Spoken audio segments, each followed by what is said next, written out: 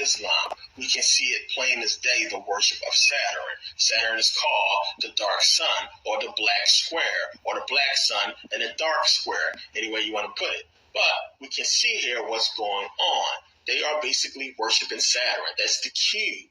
Now, we know at the top of Saturn is a hexagram, and from that hexagram, we can get the cube or the square.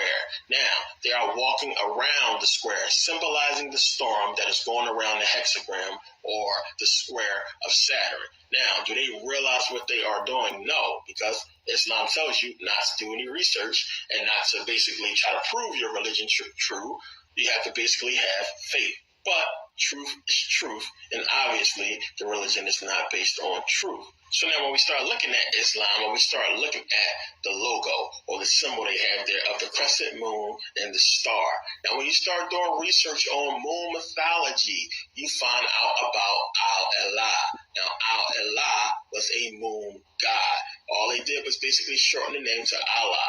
Now, Al-Elah had three daughters, Al-Lat, Al-Uzza, and Manat. They were moon goddesses. Now, you'll also find the worship of Hubble. Hubble was always depicted with the moon, the crescent moon. You'll also find Baal, or Baal, always depicted with the moon and the star. Looks exactly like the Islamic symbol or the Islamic logo. Now, also, we can find Baal in the Bible. And he is always associated or usually associated with Satan in some way. So now, when we start looking at this symbolism, we start seeing the crescent moon and the star, we can find it so many places, so many civilizations way back in ancient times worshipped and used this logo, the crescent moon and the star.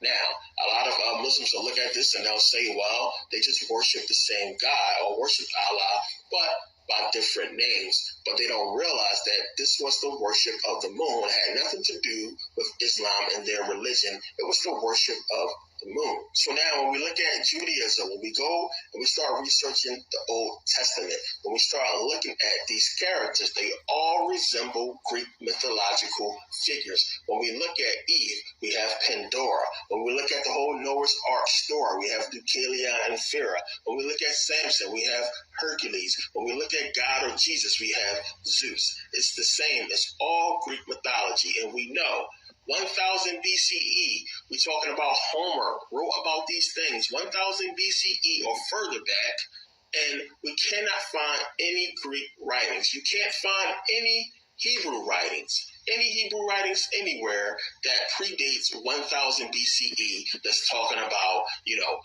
Noah and talking about Moses and talking about what's in the Torah. You can't find anything that predates Homer's Odyssey or the Iliad. You can't find anything. So they got these things from Greek mythology, plain and simple. Now, you have to realize Greek mythology, the Old Testament, Judaism is Greek mythology. Greek mythology is basically hiding and trying to cover up the fact that these people worship Saturn. They worship Kronos. So Judaism is the worship of Saturn. Christianity, the worship of Saturn. Islam, the worship of Saturn. Plain and simple. And what does Saturn correspond with? Satan. So you're talking about all three of these major modern religion is in essence worshiping Satan, worshiping Saturn, and a lot of people don't realize.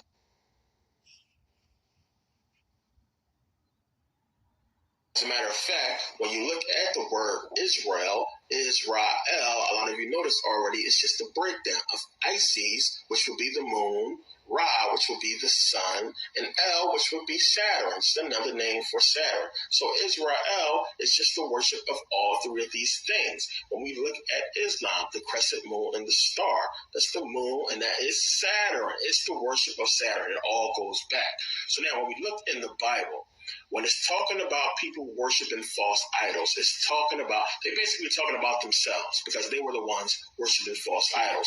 But these false idols, when you go through the research and look at some of them, they're talking about either the sun, the moon, or Saturn. So now Acts 7:43, it says, "Yea, ye took up the tabernacle of Moloch and the star of your god Remphion, figures which ye made to worship them, and I will carry you away beyond Babylon." So now first, who is Moloch?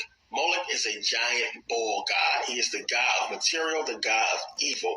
They used to sacrifice babies, as you can see in the depiction, used to sacrifice babies to this bull god Moloch. So now let's go back to Acts 7:43 in the Bible when it's talking about the worship of Remphian. When you translate this word, it means Saturn. When you look at the Coptic Bible, the word still translates to Saturn. So here we have the Bible talking about the worship of Saturn, and it's disguised as a different word, Remphian. You got to do research. Now, when we go to Islam, we can see it plain as day.